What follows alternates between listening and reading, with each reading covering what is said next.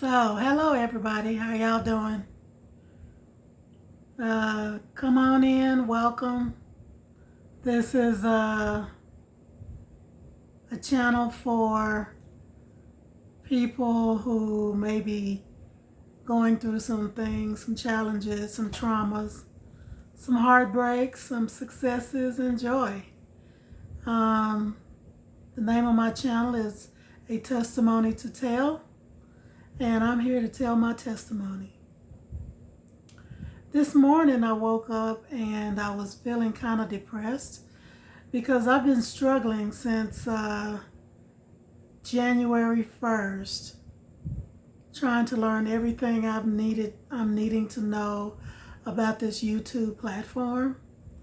And it's been difficult.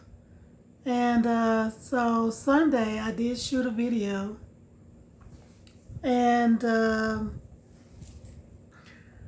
I've been trying to edit and get it up on YouTube, but for some reason I'm just not good at it yet.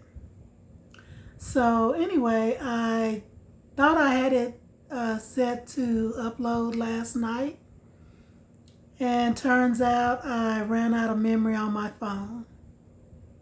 And so I just stopped the upload and then proceeded to delete some things off of my phone.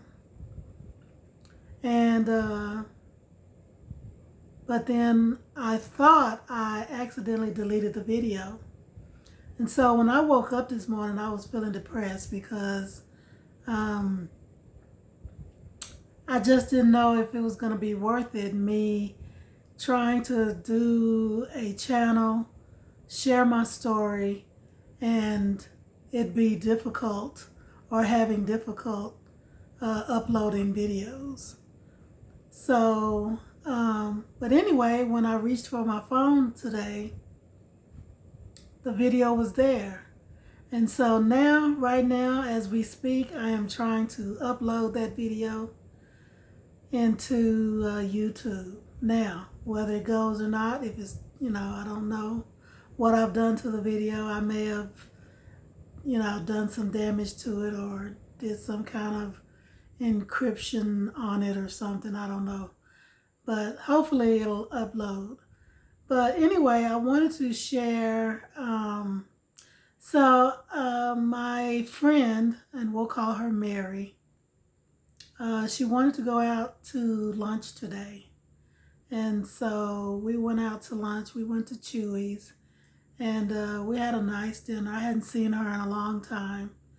And I was sharing some things with her about what's been going on in my life she asked me about my son. And so I proceeded to share with her some events that's happened with me and my son. And the last time I talked with my son was about a couple of months ago, and we got into a heated argument about. Well, I won't share that because I want to respect his privacy, but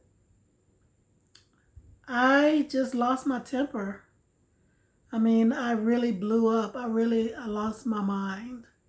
I hadn't gotten like that in a long time, and this is something that's been going on in our family for a long time, and we both said some things that maybe we shouldn't have said. But then on the other hand, it was good to get it out because now I know how he really feels about some things. And so that prompted me to go get therapy. He said something that really jolted me. And so within a couple of days, because he did say, go to therapy, Mama. I love you, but go to therapy. And he's already seeing a therapist. But I didn't know why. I thought it was because, past trauma relationships, with exes and so forth. But now it seems more clear to me that it was about me. I went to see a therapist, and this was my intro to seeing the therapist. This is the first time. I never thought that I needed to see a therapist before now, simply because, when I grew up, the old folks always said, what happens in this house stays in this house, but yet you suppress traumas, you suppress, things, and so they just get stopped up in your core, in your center, and so, and that may be the reasons why I'm so short-tempered. I can be easily triggered. I can be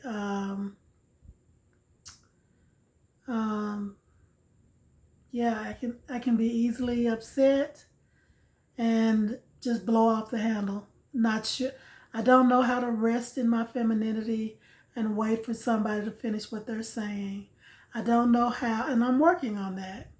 I don't know how to just sit back, not get over anxious, because I do suffer from depression and anxiety. But not enough that I would think that I thought I would have to see a therapist. And so with some visits with my therapist and some self-reflection, the therapist has a way of asking questions which causes you to think about certain things that happened to you. And he started asking me some questions about my childhood. And I was given away as a child, as a baby, maybe 2 years old. And I was given to this older lady that didn't have much of a nurturing spirit.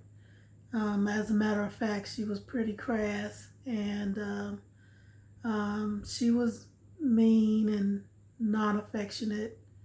And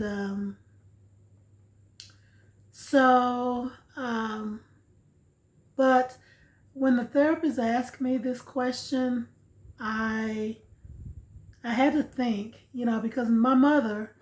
So this is what I was dealing with. Number one, my biological mother gave me away, and that affected me my whole life. But I didn't know as a child. I didn't know as a child that this is what was causing the pain. This is what was causing my small brain only could process what I was feeling, and I was acting out. I was acting out in school. I was getting into fights. I was going to the office. I've gotten several paddles on the butt, on the backside. And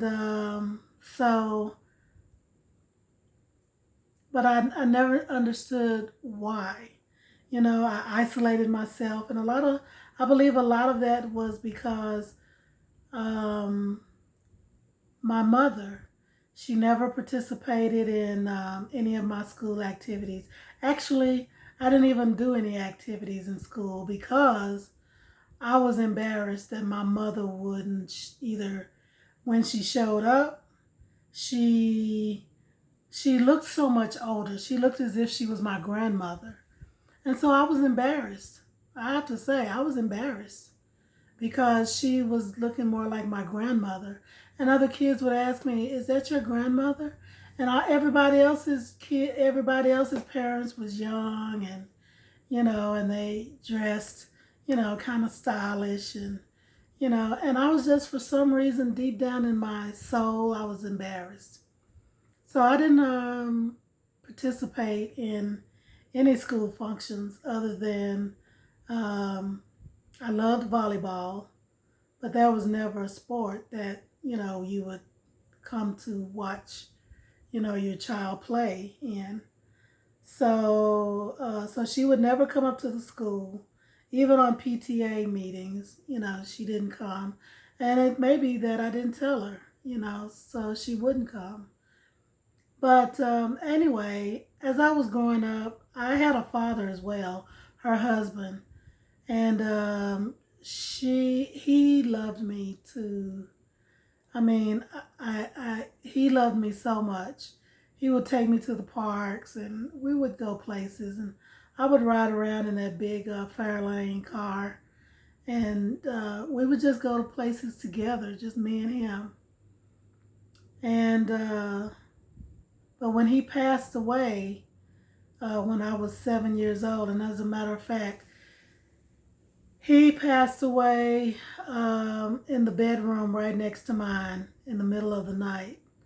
And I was laying there in my bed, listening to the paramedics try to resuscitate him back to life. But I didn't know what was going on. I didn't even know anything about death at that time. And so I had to deal with his loss, as a child, and with me not understanding. And I saw my mother. She was really brokenhearted about it, you know. So much so that I think she became very resentful towards me.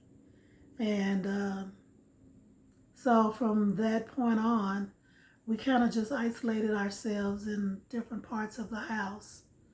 We had a pretty big house. She would be in the back part of the house, and I would be in the front part. Uh, and I would be in my bedroom next to the bedroom where my father passed away.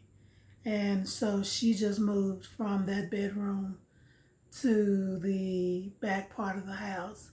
So we were kind of separated, and it remained that way for several years until I left the house. And so yeah, during that time, I didn't process his death well. As a matter of fact, I didn't even know how to process it because it wasn't anything we talked about. We never talked about his death. And I just, I didn't even know what to ask, and all I knew is that he was there one day and gone the next. And then I went to his funeral, and then we traveled a long, long distance to a cemetery, and we buried him there. I don't even know where he's buried. So, so that was some things that I just kind of held inside. I didn't know how to process that.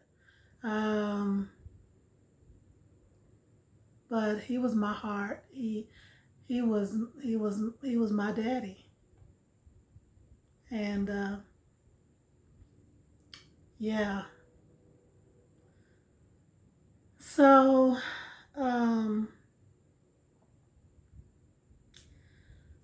I went through some things in school, and I went to a Catholic school. I think I skipped a grade. I think I skipped fourth to fifth grade. And it was not a good time. I always had a fight every other day. My knuckles would always get hit by the ruler by the sisters in that Catholic school. There was a Catholic church right next to it, and I spent time in the Catholic church quoting the catechism, and still being mischievous though. I learned how to play the piano, and but that didn't last long. Um,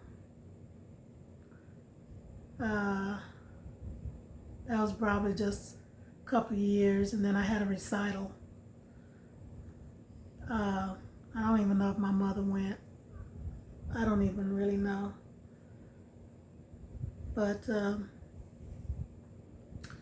anyway, so yeah, so there was always somebody I was jumping on or getting in their face and fighting and just not getting along with people at all. And I grew up like that most of my life. And I was always trying to figure out, why was I isolating myself? Why was it? And it turned out, I'm socially awkward. I was socially awkward, um, and I was just socially stunted. I mean, I lived in this big house where no one came to see me. I played outside by myself. I even talked to myself as a kid. I talked to myself as a child. I didn't answer myself, but I did definitely talk to myself. But that was because I didn't have anybody to play with. Everybody on my block was older. There were no children. And it was like that for years. It was an older community with older houses. And I didn't have anyone to play with. And I couldn't get along in school because I just didn't know how to approach people. I didn't know how to play with people, talk with people. And a lot of people considered me stuck up, And I did get that branding that I was a stuck up person. And people avoided me. And so so I made it on through the Catholic school. I spent 1 year there, and I went on to middle school, which was down the street from me, so I could walk to school. But even there, I still had the same problems. I had a fight away from the school, down the street. I got jumped on. You guys, I've been through so much. But this is just now coming to my memory, as I talk about it. And that's just the tip of the iceberg, But I don't want to make this video too long. But I'll see you in the next video. Because I'm sure what I've told you will drum up some more stuff in my psyche, in the back of my mind, And so stay tuned. And if you have any stories that you would like to share with me, or a testimony, just you can email me at a testimony and the number 2 tell@gmail.com, and subscribe, like, and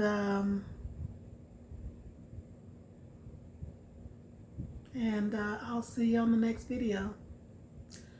Thanks for joining me. Bye.